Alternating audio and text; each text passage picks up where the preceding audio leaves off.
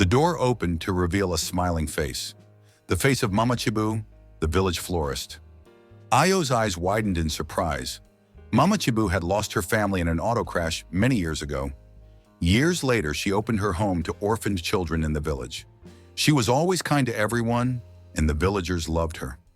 He had never stopped by her shop, but when the roses became persistent, he had thought of asking her for the identity of her customers.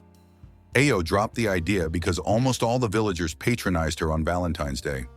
Was she the one behind the roses and the notes? How was this possible? Mama Chibu welcomed them inside and motioned for him to sit.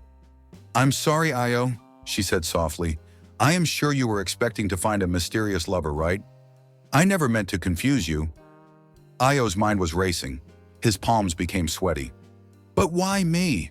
Why the roses? The notes all these years?" Mama Chibu smiled gently.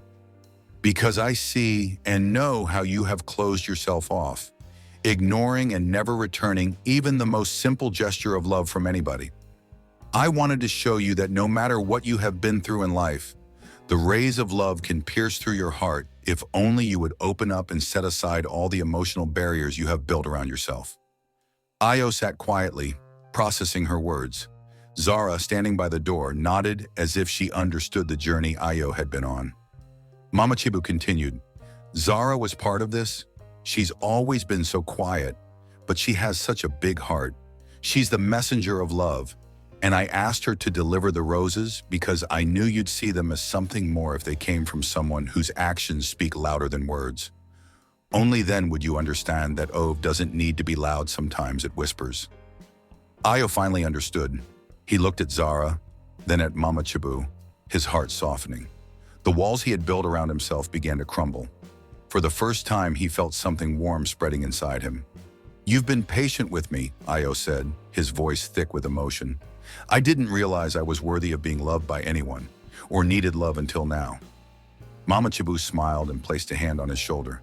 "You are still a young man, and love is never something we need to force. It's always there, waiting for us to open our hearts. Open your heart, Ayo, and let love shine through."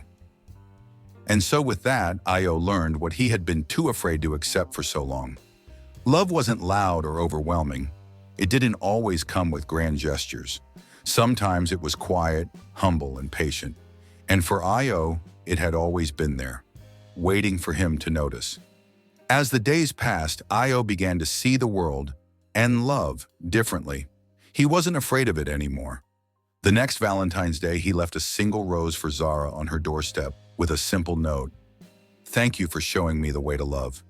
And this time, he didn't just send the roses. He gave his heart too. The end.